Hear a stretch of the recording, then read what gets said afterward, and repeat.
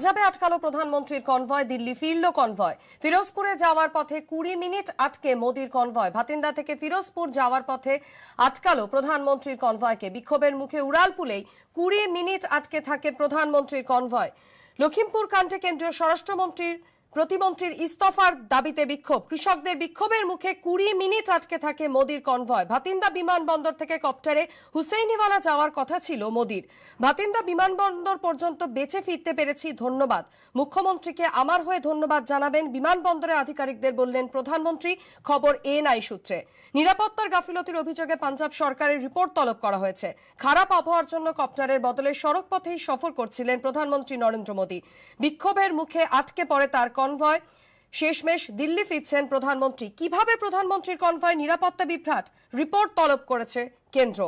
আপনাদের জানিয়ে রাখবো, পাঞ্জাবে আটকালো প্রধানমন্ত্রীর কনভয়, দিল্লি ফিরল কনভয়। ফিরোজপুরে যাওয়ার পথে 20 মিনিট আটকে থাকে প্রধানমন্ত্রী নরেন্দ্র মোদীর কনভয়।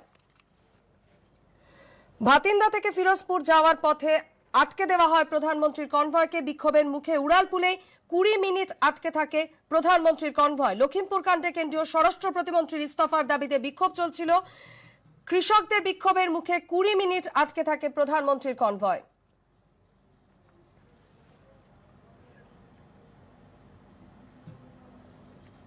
ঠিক যেখানে প্রধানমন্ত্রীর কনভয়কে আটকানো হয় সেখানকার ছবি তুলে ধরেছেন আমাদের প্রতিনিধি, দেখব।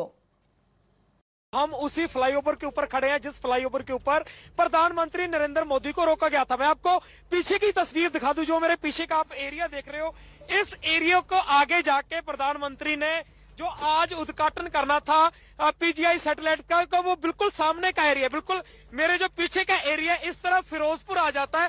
और अगर आप कैमरे के पीछे के एरिया, दूसरी तरफ का एरिया भी मैं आपको बता देता हूं। जो दूसरी तरफ का एरिया आपको नजर आ रहा होगा, इस तरफ मोगा का एरिया जाता है। तो प्रधानमंत्री नरेंद्र मोदी ने पहले हेलीकॉप्टर के जरिए सीधा फिरोजपुर आना था, लेकिन मौसम में खराबी होने के कारण उनको बठिंडा बाय एयर आना पड़ा। बठिंडा में उनका जो हवाई जहाज है वो बठिंडा के एयरपोर्ट पर लैंड करता है। उसके बाद वो बाय रोड फिरोजपुर के लिए निकलते हैं। तो बठिंडा से फरीदकोट, फरीदकोट से तलवंडी बाई का जो एरिया है और वहां से सीधा फिरोजपुर इसी रास्ते के जरिए आना था। लेकिन जिस जगह पे हम खड़े हैं, इसी जगह पर आके कुछ लोगों के द्वारा प्रधानमंत्री नरेंद्र मोदी का काफिला रोक दिया जाता है। और प्रधानमंत्री नरेंद्र मोदी करीब 15 से 20 मिनट इसी जगह पे रुक के वेट करते हैं। आसपास आप देख सकते हो कि बिल्कुल फ्लाईओवर के नीचे कुछ शॉप आपको नजर आ रही होगी, दुकानें नजर आ गई होंगी।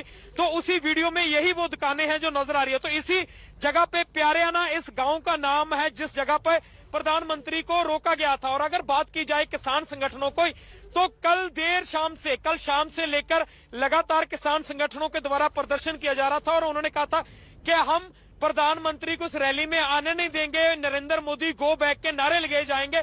और पंजाब पुलिस के जवान लगातार इस बात के लिए बातचीत करने के लिए लगे हुए थे। दूसरी तरफ बात की जाए तो कल देर रात तक गजेंद्र शेखावत जो केंद्रीय मंत्री है और बीजेपी पंजाब के इंचार्ज है, उनके साथ मुलाकात होती है। मीटिंग के बाद ये फाइनल हो जाता है कि वो प्रदर्शन नहीं करेंगे। लेकिन इसके बावजूद अलग अलग किसान संगठन है जो लगातार प्रदर्शन कर रहे थे। और फिरोजपुर के आसपास करीब 20 जगह पर ये प्रदर्शन, ये मुजाहरे चल रहे थे। इसके बाद भी पंजाब सरकार ने शायद उनको टैकल करने के लिए नहीं सोचा। और जिस चीज का जिक्र आप कर रहे थे कि प्रधानमंत्री बठिंडा एयरपोर्ट पर पहुंचते हैं और वहां जाकर जो एक बड़ा बयान देते हैं कि अपने सीएम को धन्यवाद कहना, मैं जिंदा वापस लौट आया। तो एक बड़ी स्टेटमेंट नरेंद्र मोदी जी के द्वारा, देश के प्रधानमंत्री के द्वारा पंजाब सरकार के माथे के ऊपर एक बड़ा कलंक इसको कह सकते हैं।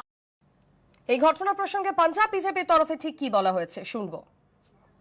पीएम बठिंडा एयरपोर्ट पर आए और मौसम की खराबी के कारण बाई रोड उन्होंने शहीदों की समाधि पर पुष्पांजलि करने के लिए सड़क मार्ग को चुना। लेकिन पंजाब सरकार ने बीच रास्ते में ही हाथ खड़े कर दिए कि हम सुरक्षा नहीं दे सकते, तो पीएम वापस गए हैं।